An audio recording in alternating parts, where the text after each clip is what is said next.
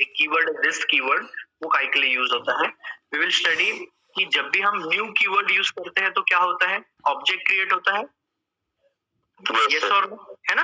एक जैसा student class है, तो स्टूडेंट क्लास अगर roll number 1 is equal to new roll number 1, तो एक रोल नंबर 1 नाम का स्टूडेंट का ऑब्जेक्ट क्रिएट हुआ. न्यू रोल नंबर 2 किया, न्यू रोल नंबर 3 किया, तो हमेशा ऑब्जेक्ट्स क्रिएट होते हैं. तो where these objects are created, will study the structure in the memory कि कहाँ पे क्रिएट होते हैं. और बाद में जब इनका काम हो जाता है तो रेफरेंस तो हट जाता है ऑब्जेक्ट से. ऑब्जेक्ट्स तो बने हुए रहते हैं मेमोरी में, so those objects then are of no use. तो उनका क्या करने का, ऐसे रेफरेंसेस का या ऐसे बाकी का हम लोग पढ़ेंगे garbage collection. Have you heard about garbage collection? Garbage collection सुना है सी में? गार्बेज वैल्यू क्या होते हैं, तो यहाँ पे देखेंगे ऑटोमेटिकली होता है, वहां तो अपने को इन्वोक करना पड़ता है, यहाँ automatically. So first we will study the this keyword या दिस रेफरेंस क्या काम में आता है Java. So just a minute.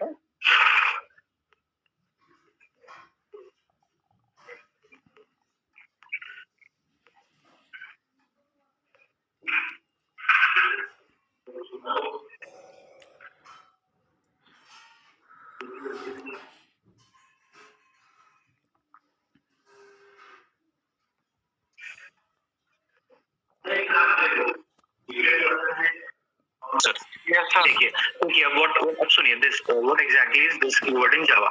Actually the this keyword in Java it uses कहाँ use होगा, it is there can be a lot of usage of Java this keyword. In Java this is a reference variable that refers to the current object. मतलब जब कभी भी आप this keyword को use करेंगे, वो जो क्लास यूज में हो रही है या फिर जो ऑब्जेक्ट यूज में हो रहा है उसको डायरेक्टली पॉइंट करेगा. समझ में आ रहा है मैं क्या बोल रहा हूँ कि कंपाइलर या फिर हमारा जेवीएम जिस पर्टिकुलर ऑब्जेक्ट को अभी प्रोसेस कर रहा है या यूज कर रहा है, उसको वो रेफरेंस अगर आपने लिखा कि दिस डॉट कैसे जैसे भी इसका है, तो that will point to that current object. So जैसे लिखा है यहाँ पे this is a reference variable that refers to the current object. दिख रहा है आपको एक डायग्राम? देखिए दिख रहा है क्या diagram? Yes sir. Yes sir. हाँ, this keyword है and it will point to the current object. ठीक है. यूज क्या है इसका देख लीजिए. Here is the 6 usage of this keyword. क्या है? This can be used to refer current class instance variable. current class के instance variable को यूज करने के काम में आएगा ये. ठीक है. उसके बाद it can be used to invoke current class का method. अब जैसा एक मुझे एक बात बताइए, what does a object contains? object के पास क्या क्या रहता है स्टूडेंट्स? ऑब्जेक्ट के पास क्या है? ऑब्जेक्ट के पास होता है स्टेट और बिहेवियर. यस और नो? Yes sir. है ना. Object has state and behaviour. What do you mean by state? State is the instance variable and behavior means the methods या functions. yes or no? yes sir. yes. so पहला है जो है this keyword can be used to refer to current instance variable. ये पहला हो गया. और this keyword can be used to refer या invoke current class method. यानी instance जो भी particular object या class JVM अभी execute कर रहा है, उसके current instance variable को अगर आपको रेफर करना है तो दिस कीवर्ड आपको रेफर करवा देगा. और अगर आपको उसके करंट मेथड को इन्वोक करना है तो भी आप दिस कीवर्ड यूज करके कर सकते हो. और उसके साथ साथ अपन we can also use to invoke current class constructor also. ये 3 चीज ज्यादा इंपॉर्टेंट है, बाकी ये 3 चीज कोई इंपॉर्टेंट नहीं है. ये समझ में आ गया कि दिस कीवर्ड जो है वो क्या करता है, जो भी करंट ऑब्जेक्ट अभी यूज हो रहा है उसके इंस्टेंस वेरिएबल को, उसके मेथड को और उसके कंस्ट्रक्टर को आप यूज कर सकते हो. ओके. yes or no?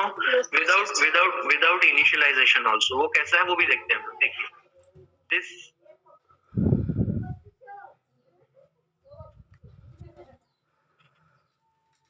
ये जो फिगर है, अगर इसको स्क्रीनशॉट लेना है तो आप ले सकते हैं. ये वाला कि दिख रहा है आप लोगों को, यूजेज ऑफ दिस कीवर्ड.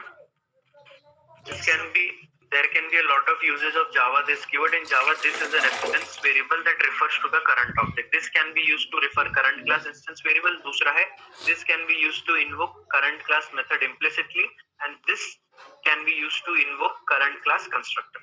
अब 4th 5th 6th जो least use है वो क्या है वो भी देख लेते हैं. This can be passed as an argument in the method call. उसके बाद क्या बोल रहा है वो, this can be passed as the argument in the constructor call and this can be used to return the current class instance. तो ये उतना अपने को यूज में नहीं आएगा.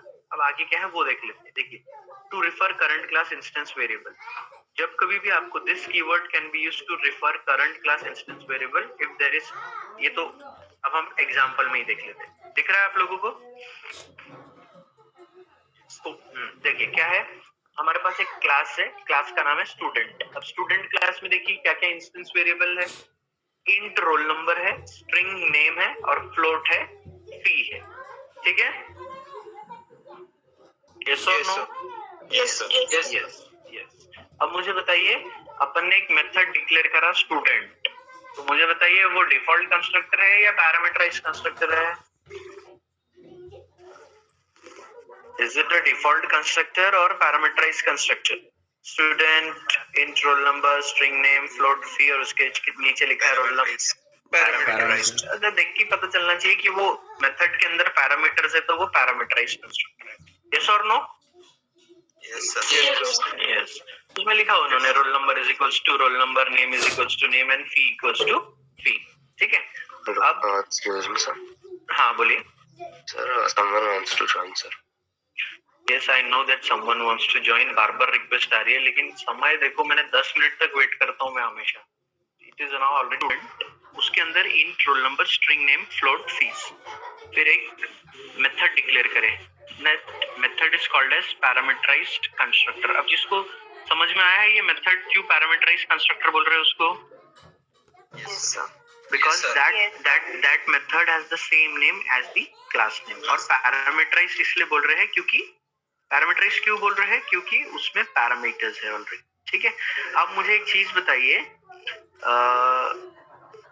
यहाँ पे अभी ये हो गया अपना, एक हो गया। नेक्स्ट उसने एक मेथड है वॉइड डिस्प्ले करके, वो डिस्प्ले थोड़ा उधर चले गया है, दिख रहा है आपको वॉइड डिस्प्ले? Yes sir. है ना? अब ये मेथड जब कॉल होगा तो जो भी वैल्यू रहेगी रोल नंबर, नेम और फीस की, ये डिस्प्ले कर देगा। देखो, system dot out dot println roll number plus name plus fees, है ना? Yes sir. Yes. Now we have the test class. Test class मतलब जिसके अंदर मेन मेथड रहेगा, इसलिए उन्होंने लिखा है क्लास टेस्ट दिस वन।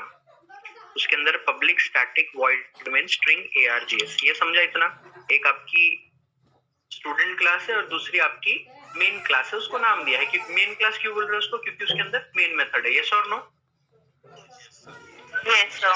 अब मुझे एक चीज बताइए, student S1 is equals to new student और ब्रैकेट में लिखा है 111 अंकित and 5000 F।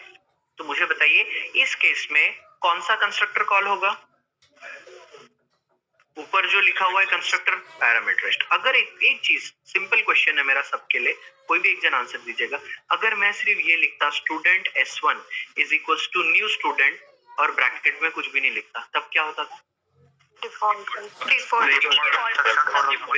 Very good default constructor call होता।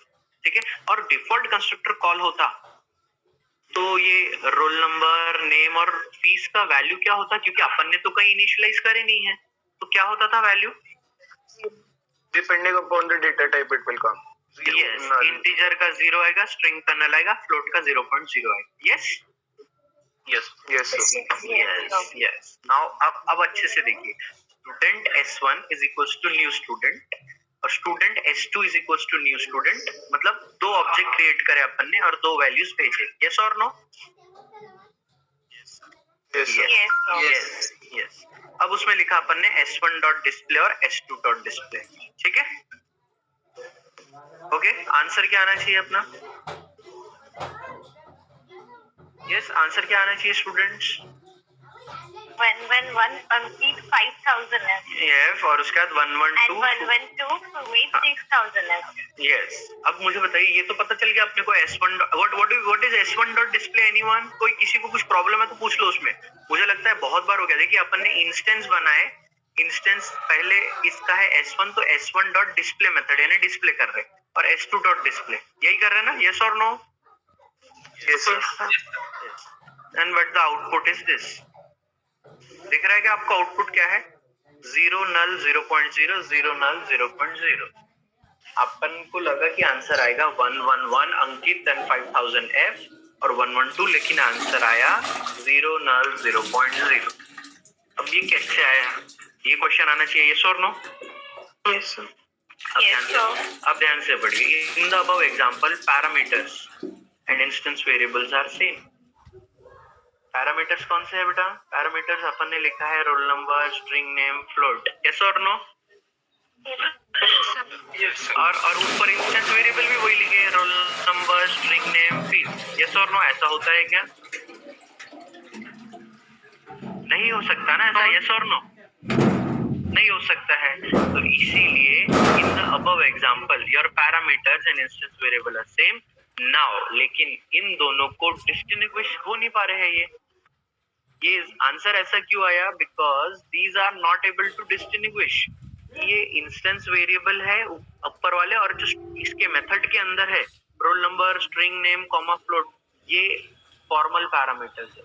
इन दोनों को डिस्टिंग्विश करवाना पड़ेगा. समझ में आ रहा है कि students why 0 null and 0.0 answer आया? Because the JVM was or the compiler was not able to distinguish between formal parameters and your instance variables, because instance variable और formal parameters के दोनों के नाम और सब चीज सेम है. यस और no? Yes, sir. Yes, sir. Yes, sir. मैं किसकी बात कर रहा हूँ? इंस्टेंस वेरिएबल बोले तो ये ऊपर की बात कर रहा हूँ. Int roll number semicolon, string name semicolon and float fees semicolon. Yes और नो? Yes, sir. उसके बाद फॉर्मल पैरामीटर्स बोले तो मैं किसकी बात कर रहा हूँ? स्टूडेंट मेथड के अंदर int roll number, comma, string name, comma, float fees. Answer 0 नल 0.0 क्यों आया? Same है. Same. because they have the same name. हमारे जो पैरामीटर्स है, formal parameters, instance variable are same, and उन दोनों को डिस्टिंग्विश नहीं कर पा रहा है JVM में कंपाइलर. और ऐसे समय दिस कीवर्ड का यूज बहुत बढ़ जाता है. अब कैसे होगा ये देख लीजिए. देखिए, now we are using this keyword to distinguish local variable and instance variable. अब देखते हैं हम लोग कैसा क्या होगा. ये देखिए, this is the solution to the above problem. देखिए, नया प्रॉब्लम है. अरे वही प्रोग्राम को अब हम यूजिंग दिस कीवर्ड यूज करें. अच्छे से देखिए. देखो, क्लास स्टूडेंट है, int roll number, string name, float fees. यहाँ तक सब सेम है. Yes, sir. Yes, sir. Student method में भी सब सेम है. Int roll number, string name, float fee, यहाँ तक सेम है. Yes, sir. वहां पे हमने लिखा था roll number is equal to roll number. एक और बार देख लीजिए. यहाँ पे क्या लिखा है? Roll number is equal to roll number, name is equal to name, fees is equal to fees. Yes और नो? Yes, sir. Yes. यहाँ पे बस जो पूरा प्रोग्राम में चेंज हो, यहाँ पे आपको लिखना है this dot roll number is equal to roll number, this dot name is equal to name and this dot fees is equal to fees. ठीक है, समझ में आया? कहाँ दिस कीवर्ड यूज करें? 3 जगह यूज करें अपने. ठीक है. Yes, sir. Yes. अब डिस्प्ले मेथड भी वही है. Class test this two public static void main string args student s1 is equal to new student. उसकी वैल्यूज डाले. Student s2 is equal to new student and s1 dot display, s2 dot display.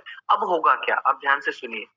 जब आप लिखोगे student s1 is equal to new student और ये आप लिखोगे 111 अंकित and 5000 f, तो वो JVM और कंपाइलर उसको बताएगा कि स्टूडेंट क्लास का एक ऑब्जेक्ट क्रिएट हुआ है और वो आपको लेके जाएगा स्टूडेंट मेथड के पास में, and this dot roll number पे वो असाइन करेगा 111, दिस डॉट नेम पे अंकित. क्योंकि दिस कीवर्ड क्या करता है?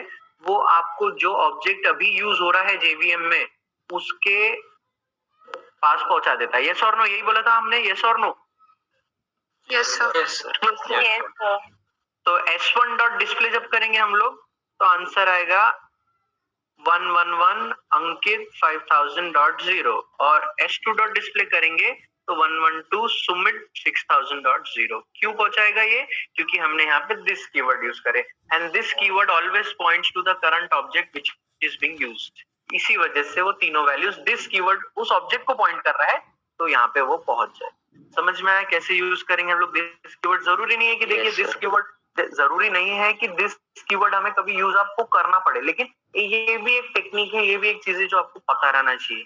क्योंकि आपको अगर वाइवा में अगर कोई पूछ लेता है कि भाई दिस कीवर्ड का क्या मतलब होता है, तो तब आपने बताना आना चाहिए कि this keyword always refers to the current object which is being worked upon. जिसके ऊपर अपन वर्क कर रहे हैं वो उसके ऊपर काम होता है. ठीक है.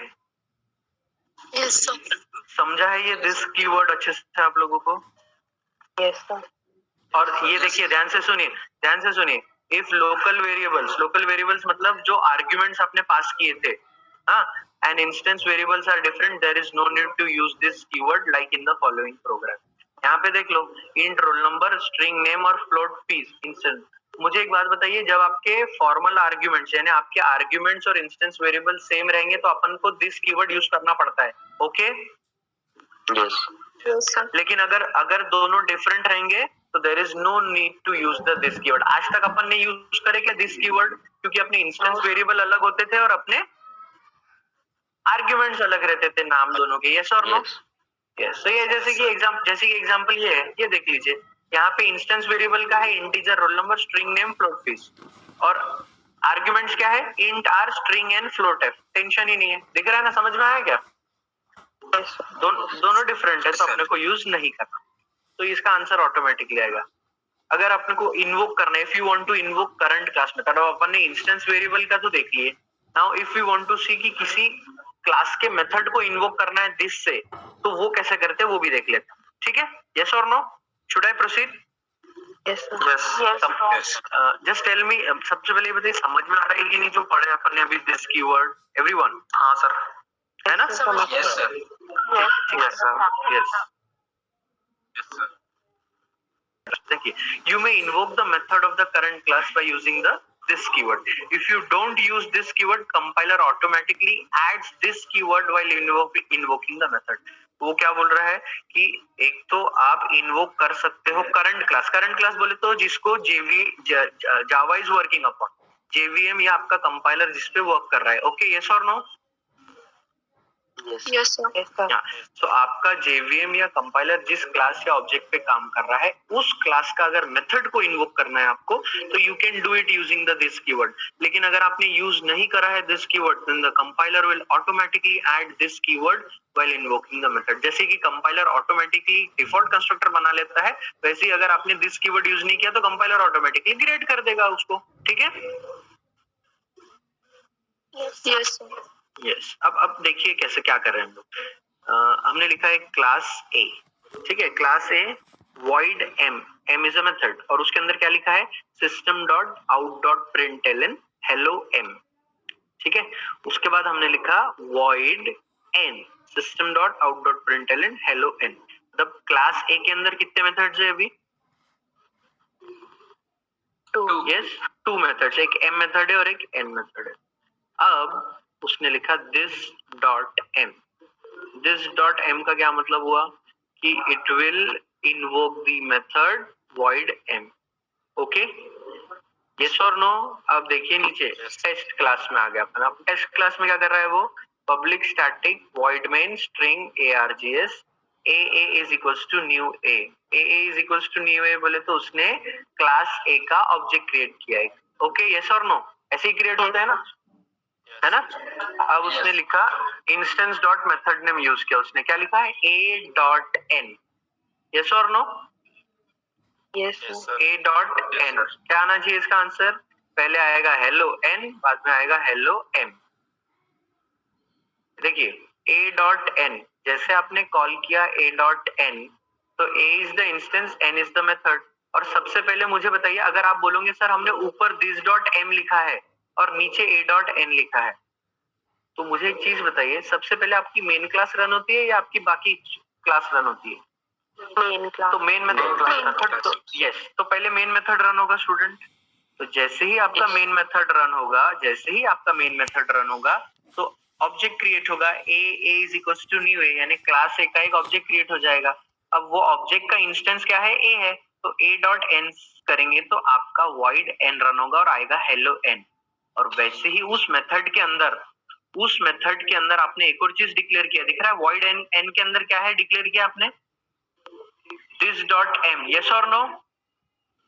अरे यस और नो? Yes, sir. देखिए void n मेथड जो है वो system dot out dot println के बाद खत्म नहीं हुआ. और ये जो है ना, ये ग्रीन में दिख रहा है, मैंने आपको पहले ही पढ़ाया है, डबल स्लैश है तो वो कमेंट है, वो एग्जीक्यूट नहीं होगा, वो कमेंट है. दिख रहा है ना आप लोगों को? Yes, sir. Yes, sir. तो इसलिए system dot out dot println में पहले hello n प्रिंट होगा, और hello n होने के बाद this डॉट m, तो this डॉट m जाएगा void m के पास में system dot out dot println hello m. इसलिए आंसर आ रहा है आपका n और m. अब आप ये बता दीजिए किसको नहीं समझाएगी. यस, किसी को नहीं समझा है? हाँ, ये देखिए मैंने जो ये बोला था कि अगर आपने ऐड नहीं किया तो कंपाइलर खुद से ऐड कर लेगा, तो वो ये देखिए आपने लिखा क्लास ए void m, यानी m मेथड लिखा, void n, n में आपने लिखा m, दिख रहा है आपको? n में आपने सिर्फ m लिखा है, यस और no? Yes, sir. Yes, sir. तो compiler will automatically add this dot m while executing, यानी जेवीएम जब एग्जीक्यूट कराएगा उसको तो वो इस m जो आपने लिखा है उसको दिस डॉट m कर लेगा, यानी करंट मेथड का, करंट क्लास का m मेथड में को रन करना हो ये बता देगा। ठीक है, तो अगर आपको ऐसा आता है कि ये सही है या ये सही है तो आपने सीधा बोलना, एक तो हम ये ऐसा लिख सकते हैं, और हमने अगर ऐसा नहीं लिखा और हमने ऐसा लिखा तो compiler will automatically add the this keyword while compilation. ठीक है, और इसका आंसर क्या आएगा एक और बार बता दीजिए अच्छे से, देख लीजिए इसको, क्लास से void मेथड m है, m मेथड के अंदर लिखा है hello m, यस और नो? Yes, sir. उसके बाद अपन ने एक n मेथड लिखा, n मेथड के अंदर दो चीजें, एक लिखा है system.out.println hello n लिखा है, उसके बाद हमने लिखा है कमेंट है, उसमें लिखा है कि भाई m is same as this dot m, दिख रहा है? यस और नो? तो अपन ने m, Yes, तो अब अभी एक्चुअली अपन दिस कीवर्ड पढ़ रहे हैं इसलिए अपन लिख रहे हैं दिस डॉट m, ठीक है ना students? Yes, sir. Yes, sir. नीचे आए हम लोग पब्लिक वो मेन मेथड में अपन ने क्लास ए का इंस्टेंस क्रिएट करे, ए इज इक्वल्स टू न्यू ए, और ए डॉट एन से यानी instance name dot method name से अपन ने एन नाम के मेथड को कॉल किए। एन कॉल होगा तो पहले प्रिंट होगा हेलो एन, उसके बाद दिस डॉट एम, मतलब अब ये कॉल हो जाएगा आपका एम मेथड, और एम मेथड में लिखा है हेलो एन, तो इसलिए यहाँ पे लिखा है हेलो एन और हेलो एन। समझ में आ गया how you can invoke a current class method using this keyword? Yes, sir. कर है ना? sir. तो हम लोग तो जो करंट क्लास एग्जीक्यूट हो रही है उसका मेथड इन्वोक कर सकते हैं हम यूजिंग दिस कीवर्ड। ये भी समझ में आ गया? पहले इंस्टेंस वेरिएबल वाला समझ में आ गया था अपने को, this dot roll number is equals to roll number, Yes, this sir. Dot, उसके बाद ये हो गया हमारा करंट क्लास का मेथड। अब लास्ट पढ़ते हैं हम लोग, how to invoke the current class constructor. This constructor call can be used to invoke the current class constructor. It is used to reuse the constructor, है ना? कंस्ट्रक्टर एक्चुअली देखा जाए तो डिफॉल्ट कंस्ट्रक्टर कितने बार कॉल होता है आपका? Yes, सबसे पहले तो ऑटोमेटिकली होता है एक बार, है ना? लेकिन अगर आपको वापस से उसको रन कराना है तो it is used to reuse the constructor, otherwise it is used for constructor chaining. तब अगर आपको वापस से कॉल कराना है तो calling default constructor from parameterise, मतलब अपन क्या करने वाले हैं, एक कंस्ट्रक्टर से दूसरे कंस्ट्रक्टर को कॉल करेंगे यूजिंग दिस कीवर्ड, क्योंकि दोनों ही कंस्ट्रक्टर पैरामीटराइज्ड और डिफॉल्ट दोनों सेम क्लास के ही रहेंगे ना, यस और no? Yes, Yes, sir. sir. Yes sir. तो अब तो क्या अपन ये बोल सकते हैं कि भाई जो calling a constructor using this keyword is a special case of calling a method of the using this keyword, है ना? ऊपर वाला जो पड़ा है सेकंड में वाला, ये वाला, इसका एक स्पेशल केस ही कहलाएगा ना, इसका एक स्पेशल केस है आपका। यहाँ पे आपने क्या किया, मेथड n के अंदर दिस डॉट m लिखा है, वहां पे आप क्या करोगे, पैरामीटराइज कंस्ट्रक्टर के अंदर अगर आपने लिख दिया दिस डॉट मेथड नेम यानी जो भी है, तो उससे वो कॉल होगा, यस और no? Yes, sir. Yes, sir. तो देख लेते हैं हम लोग कॉलिंग डिफॉल्ट। देखिए अब क्या है, क्लास ए लिखा अपन ने, है ना? क्लास ए, उसके बाद ए नाम का एक मेथड डिक्लेयर किया और उसमें लिखा system.out.println hello a, है ना? तो वो ए नाम का जो मेथड है वो कंस्ट्रक्टर है, पैरामीटराइज्ड कंस्ट्रक्टर है या नॉर्मल मेथड है या default constructor? Normal default constructor है, क्योंकि देखिए method name and class name are same. उसके बाद वी आर डिक्लेयरिंग, देखिए अच्छे से देखिए, उसके बाद we are declaring a parameterised constructor, लिखा अपन ने a int x और उसके अंदर लिखा सिर्फ, उसके अंदर हमने सिर्फ लिखा दिस, यस और नो? क्या लिखा उसके अंदर? अभी दिख रहा है दिस, और लिखा फिर system.out.println x लिखा उसने।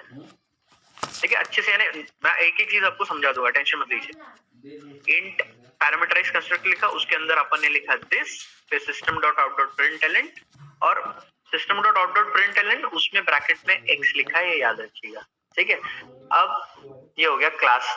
टेस्ट क्लास में आ गए public static void main string args। अब अच्छे से देखिए, ए इज इक्वल्स टू न्यू ए और ब्रैकेट में लिखा है 10। मुझे सबसे पहले ये बताइए, ये अपन ने क्लास ए का इंस्टेंस क्रिएट कर दिया, यस और नो? क्लास ए का ऑब्जेक्ट क्रिएट कर दिया। Tell me, parameterised constructor call होगा या आपका डिफॉल्ट कंस्ट्रक्टर कॉल होगा?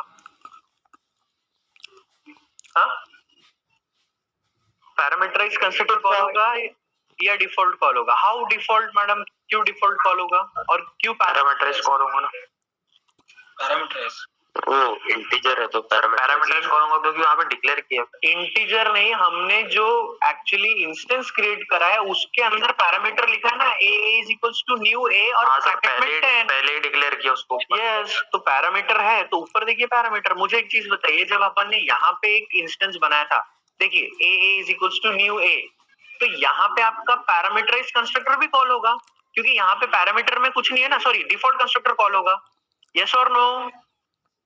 ये समझिए, आपको it is very important that you understand when your parameterised constructor is call and where your default. और नाम से ही पता चल रहा है कि पैरामीटराइज्ड कंस्ट्रक्टर कब कॉल होगा, जब पैरामीटर्स रहेंगे रेफरेंस इंस्टेंस में। यहाँ पे पैरामीटर है ना, a is equals to new a और ब्रैकेट में 10। यस तो आपका कॉल होगा थर्ड लाइन ऑफ क्लास से, that is a int x। Yes और नो? Yes sir. हाँ, अब उसमें क्या होगा अच्छे से देख, a int x लिखा है उन्होंने, अब उसने बोल दिया दिस। लाइन क्या लिखा है? दिस। दिख रहा है आपको? दिस लिखा हुआ है। Yes sir. यस इसका मतलब होता है कि डिफॉल्ट कंस्ट्रक्टर को आपको जाके कॉल करना है। समझ में आ रहा है क्या मैं क्या बोल रहा हूँ? डिफॉल्ट कंस्ट्रक्टर दिस, यहाँ पे नाम लिखने की जरूरत नहीं क्योंकि डिफॉल्ट कंस्ट्रक्टर, पैरामीटराइज्ड कंस्ट्रक्टर और क्लास, इन तीनों का नाम सेम रहता है। यस और नो? वहां पे हम लोग क्या लिखते थे? दिस डॉट एम लिखते थे, है ना? ये देखिए दिस डॉट एम लिखते थे हम लोग, बताते थे भाई वो मेथड एम को कॉल करो। और यहाँ तो सब घर की बात है, पैरामीटराइज्ड कंस्ट्रक्टर डिफॉल्ट रहे या क्लास रहे, सबका नेम सेम है। तो आपने सिर्फ लिखा दिस, तो अब वो जाएगा ऊपर ए मेथड के पास में, सेकंड लाइन, वहां पे होगा system dot out dot println hello A. पहले हेलो ए प्रिंट होगा, उसके बाद दिस के बाद system dot out dot println x लिखा है, तो एक्स का वैल्यू कितना पास करे अपन ने? 10। तो 10 प्रिंट होगा और नीचे आपको दिख जाएगा आउटपुट हेलो ए और 10। समझ में आ रहा है क्या? Yes sir. मतलब नॉर्मल मेथड को कॉल करना है तो this reference dot method name, लेकिन जब आपको कंस्ट्रक्टर्स को कॉल करना है, पैरामीटराइज्ड कंस्ट्रक्टर से डिफॉल्ट को या डिफॉल्ट से पैरामीटराइज्ड को, तो आपको सिर्फ दिस कीवर्ड को यूज करना है, बाकी कुछ भी नहीं करना है। समझा है क्या स्टूडेंट? ये यस सर। है ना? तो ये तो अपन ने क्या किया था, अपन ने डिफॉल्ट कंस्ट्रक्टर को कॉल किया पैरामीटराइज्ड कंस्ट्रक्टर से, है ना? ये कौन सा टाइप था कि पैरामीटराइज्ड कंस्ट्रक्टर के अंदर से अपन ने डिफॉल्ट को कॉल किया, यही किया ना? अरे यस और no? Yes sir. Yes sir. अब अपन क्या करते हैं, अब अपन डिफॉल्ट कंस्ट्रक्टर के अंदर से पैरामीटराइज्ड को कॉल करते हैं, ठीक है? यस। अरे इज एवरीवन विद अस? सब है, समझ में आ रहा है ना सबको? Yes sir. यस। तो अब ये देखते हैं अपन दूसरा प्रोग्राम देखिए क्या बताता है। क्लास ए, उसके बाद डिफॉल्ट कंस्ट्रक्टर को डिफाइन करा अपन ने ए, और उसके अंदर लिखा दिस और ब्रैकेट में लिखा 5, फिर system dot out dot println hello A लिखा अपन ने, ठीक है? तो मेथड ए के अंदर क्या क्या लिखा है अपन ने? This 5 and SOPN system dot out dot println hello A लिखा, ठीक है? Yes sir. यस। उसके बाद अपन ने पैरामीटराइज्ड कंस्ट्रक्टर लिखा, उसमें लिखा है a int x और SOPN system dot out dot println x, ठीक है?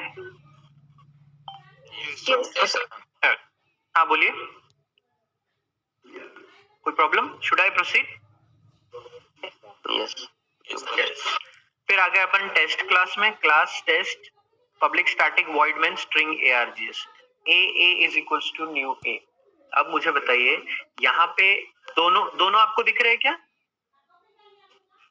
नहीं, ये चले गया। देखिए a is equals to new a 10 ऊपर लिखा है, दिख रहा है क्या ये पिछले प्रोग्राम का? यस। इसका मतलब पैरामीटराइज्ड कंस्ट्रक्टर कॉल हुआ। अब लेकिन यहाँ पे लिखा है भाई a is equals to new a, तो अब कौन सा कॉल होगा बेटा? डिफॉल्ट कंस्ट्रक्टर आपका डिफॉल्ट कंस्ट्रक्टर कॉल होगा बिकॉज द मेथड या फिर जिस क्लास का या जिस मेथड का अपन ने इंस्टेंस बनाए है उसके ब्रैकेट्स में कर्ली ब्रेसेस में कोई भी पैरामीटर्स नहीं है, इसलिए डिफॉल्ट कंस्ट्रक्टर कॉल होगा। ठीक है? Sir yes. तो मुझे बताइए ये a is equals to new a से आप कहाँ पहुंचोगे? प्रोग्राम के सेकंड लाइन पे पहुंचोगे? a वाले मेथड के पास पहुंच रहे हो? यस और नो? Yes. अब अपन को पिछले वाले में क्या किया था अपन ने? पिछले वाले में अपन ने पैरामीटराइज कंस्ट्रक्टर के अंदर से आपको जाना था डिफॉल्ट के पास में। यस और नो? डिफॉल्ट कंस्ट्रक्टर के पास कोई पैरामीटर्स रहता है क्या? नहीं। यस और नो? तो अपन ने नॉर्मल दिस लिखा है, दिख रहा है आपको? फोर्थ लाइन सिर्फ दिस लिखा है अपन ने। लेकिन यहाँ पे आपको डिफॉल्ट कंस्ट्रक्टर से आपको जाना है पैरामीटराइज के पास में। पैरामीटराइज मतलब ब्रैकेट में पैरामीटर्स रहेंगे। यस और नो? Yes sir. तो अपन ने टाइप किया दिस ब्रैकेट में 5 और सेमीकोलन। ठीक है, समझ में आ रहा है? दिस ब्रैकेट में 5 और सेमीकोलन, है ना? Yes sir. यस। तो वो पहुंचेगा कॉल आपके a int x यानी पैरामीटराइज कंस्ट्रक्टर के पास आओगे आप। अब int x का वैल्यू क्या हो जाएगा अभी? 5। तो system dot out dot println क्या होगा? 5। यानी पहले क्या टाइप होगा? 5। उसके बाद दिस के नीचे वाला लाइन एग्जीक्यूट होगा system dot out dot println hello a। मतलब आंसर क्या आएगा? 5 और हेलो a, या हेलो a और 5 आएगा?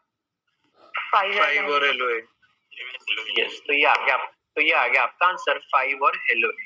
यानी पहले पैरामीटराइज कंस्ट्रक्टर कॉल हुआ तो उसका वैल्यू, बाद में डिफॉल्ट कंस्ट्रक्टर का वैल्यू। यहाँ पे क्या होता? पहले हमारा डिफॉल्ट कॉल हुआ तो डिफॉल्ट हेलो ए आया और बाद में पैरामीटर। समझ में आया क्या? दिस कीवर्ड का काम क्या है? वो क्या कर रहा है कि it will point directly to the method या constructor which of the class which is executing. जो भी क्लास या मेथड एग्जीक्यूट हो रहा है उसके मेथड्स को वो डायरेक्टली एक्सेस प्रोवाइड करेगा।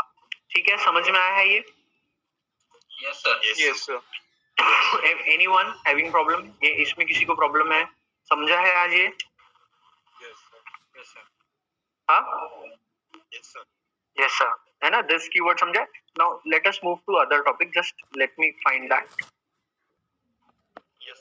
हाँ, यस। तो देखिए structure of memory. Structure of memory अच्छे से देखिए क्या है। पहले आता है स्टैक एरिया, ठीक है? उसके बाद हीप एरिया है, उसके बाद डेटा एरिया है एंड कोड सेक्शन है। तो जावा का प्रोग्राम आपका जब कभी भी एग्जीक्यूट हम करें, मतलब जब कभी भी लिखते हैं उसको, तो कोड सेक्शन सबसे नीचे स्टोर होता है। ठीक है, ओके। उसके बाद आता है अपने static and global variables which are stored in your data area. ठीक है, ओके। स्टैटिक और ग्लोबल वेरिएबल्स कहाँ पे स्टोर हो रहे हैं? Data area. लोकल वेरिएबल्स कहाँ पे स्टोर हो रहे हैं अपने? लोकल वेरिएबल्स आपके स्टैक में हो रहे हैं। लेकिन जो डायनेमिकली अलोकेटेड चीजें आती है प्रोग्राम में, वो होता है हीप में स्टोर होता है। हीप एरिया दिख रहा है आपको? मूवेबल बाउंड्री है वहां पे स्टैक के नीचे, दिख रहा है आपको? यानी आपके जरूरत के हिसाब से हीप का साइज अपन कम ज्यादा हो सकता है। अब मुझे बताइए डायनेमिकली क्रिएटेड चीजें क्या क्या रहती है अपने प्रोग्राम में?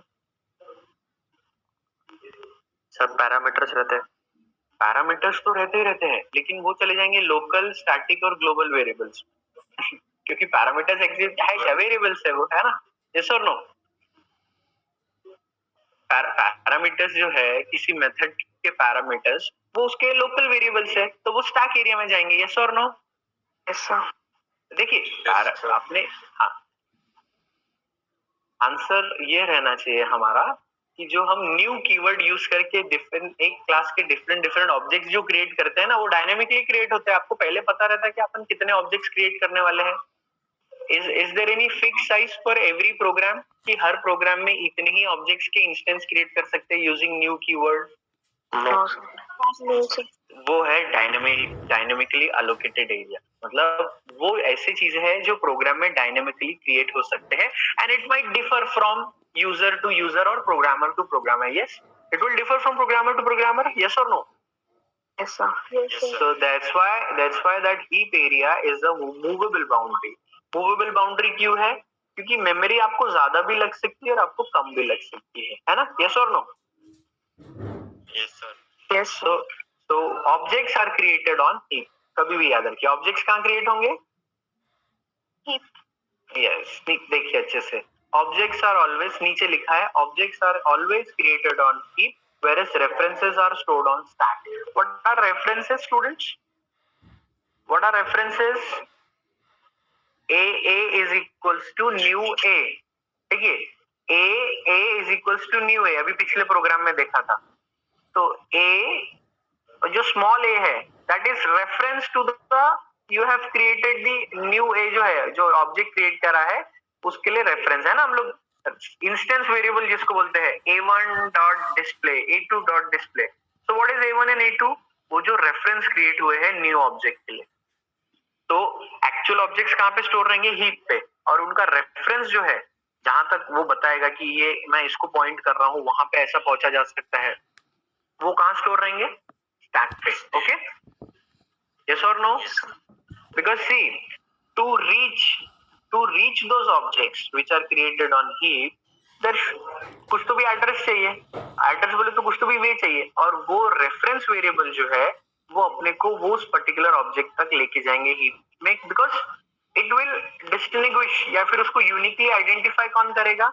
वो रेफरेंस ही करेगा. क्योंकि स्टैक जो हीप एरिया है मेमोरी का, उसमें आपने अकेले ऑब्जेक्ट्स नहीं क्रिएट करे, ऑलरेडी बहुत सारे ऑब्जेक्ट्स क्रिएटेड रहेंगे. यस और नो? Yes, sir.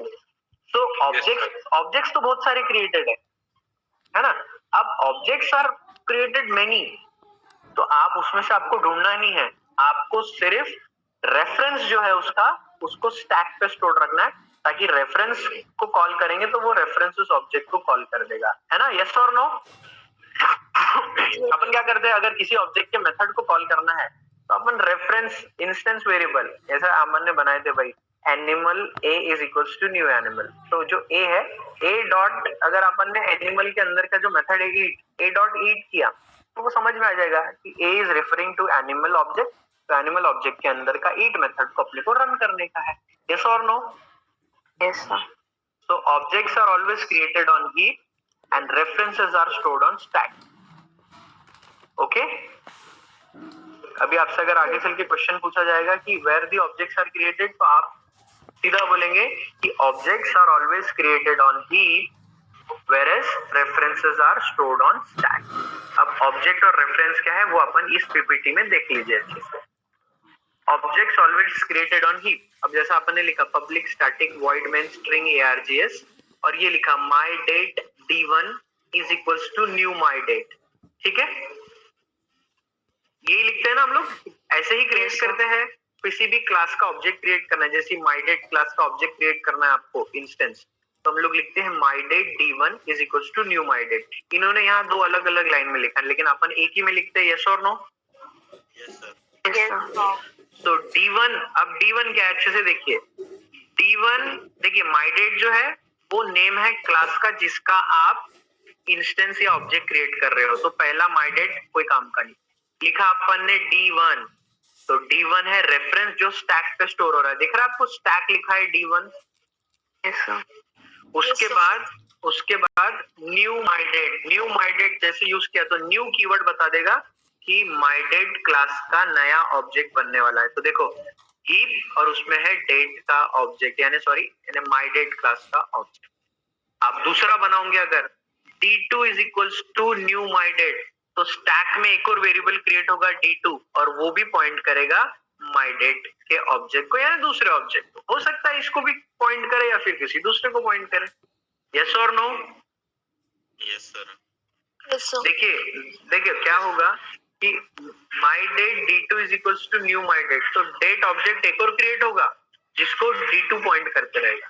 लेकिन मैं आपको कल की क्लास में जरूर बताऊंगा कि दो रेफरेंस जो दो अलग अलग ऑब्जेक्ट को पॉइंट कर रहे हैं ना, अपन उसको चेंज करके दोनों रेफरेंस को सिंगल ऑब्जेक्ट को पॉइंट करने भी लगा सकते हैं. ठीक है? यस. ये समझा है कि आपको कि what is the reference and what is an object? Reference बोले तो जो ऑब्जेक्ट को पॉइंट कर रहा है, तो my date d1 is equals to new my date, so d1 is your reference. It will be stored on stack, and your object which is created, that will be stored on heap. So this is about your memory का structure. और ये इसलिए मैंने आपको बताया क्योंकि कल हम लोग पढ़ेंगे कि मुझे एक बात बताइए, we are creating many objects, है ना, बहुत सारे ऑब्जेक्ट्स क्रिएट कर रहे हैं. जैसे कि मेरे प्रोग्राम में हमारा programmer I need 3 objects, so I have created 3 instances. 3 reference variable बने, S1 S2 S3, और तीनों के ऑब्जेक्ट्स बने. यस और नो? Yes. ऐसे 60 लोग हैं अपन. We have a class of 60 और we have a class of 120. Section A section B दोनों है आज. तो अगर अपनी 120 की स्ट्रेंथ है और सब लोगों ने 4 ऑब्जेक्ट क्रिएट करा, तो कितना हो जाएगा भाई? 120 into 4 480 हो जाएगा. 480. Yes.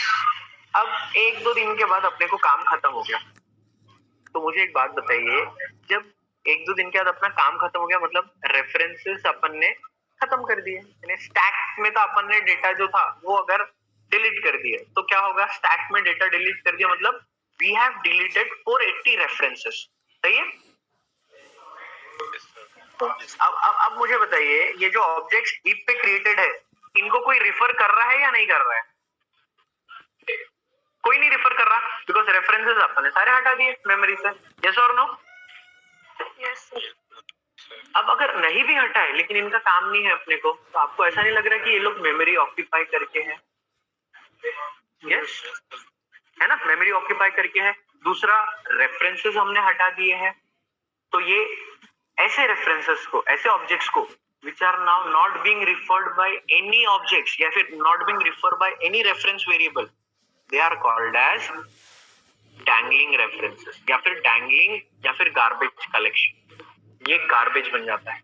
यस, जिन वो ऑब्जेक्ट्स क्या काम का जिनको कोई रेफर ही नहीं कर रहा. मुझे एक बात बताइए, है ना, वो स्टूडेंट, अगर कोई स्टूडेंट है, उसने आके भाई क्लास में बैठे जा रहा था, लेकिन एडमिशन नहीं लिया, कुछ नहीं लिया, और क्लास भी नहीं आ रहा, फिर तो वो is a dangling reference, is a garbage collection. उसको डिटेन कर देते. तो वैसे ही सेम जावा में automatically Java will run garbage collection method time to time. अब वो कल अपन पढ़ेंगे, लेकिन आपको उसका बेस समझ में आ गया कि why garbage collection? Because there might be many objects कि जो अब कोई काम के नहीं है, पहली चीज, और दूसरा उनका कोई रेफरेंस ही नहीं है, वो ऐसे ही डैंगलिंग रेफरेंस पे है, तो उनका कोई काम ही नहीं है. So such type of objects are eligible for your garbage collection. And what is garbage collection? Collecting those objects which are not referenced by anyone. ठीक है? अरे yes or no? समझा है बेस इसका? ये कल हम लोग ये पढ़ेंगे, garbage collection. Garbage collection is automatically deallocates memory. It deallocates memory of objects that no longer has any references, that is reference count is 0. मतलब किस पर्टिकुलर ऑब्जेक्ट्स को वो एक तो क्या करेगी हम लोग, it will automatically deallocate memory. Deallocate मतलब मेमोरी को फ्री करेंगे. कौन से ऑब्जेक्ट्स को फ्री करेंगे अपन? Those objects that no longer has any reference. ठीक है? Yes, sir. So I think this is up for today. I'll stop. समझा है आप लोगों को सबको? Yes, students? Yes, sir. है ना? Yes, sir. मुझे अटेंडेंस से एक जन भेज दीजिए सबसे पहले. ऑब्जेक्ट में कैसे रेफरेंसेस स्टैक पे स्टोर होते हैं, हीप पे हमारे ऑब्जेक्ट स्टोर होते हैं, और कल उसी के आगे हम लोग पढ़ेंगे गार्बेज कलेक्शन. ठीक है?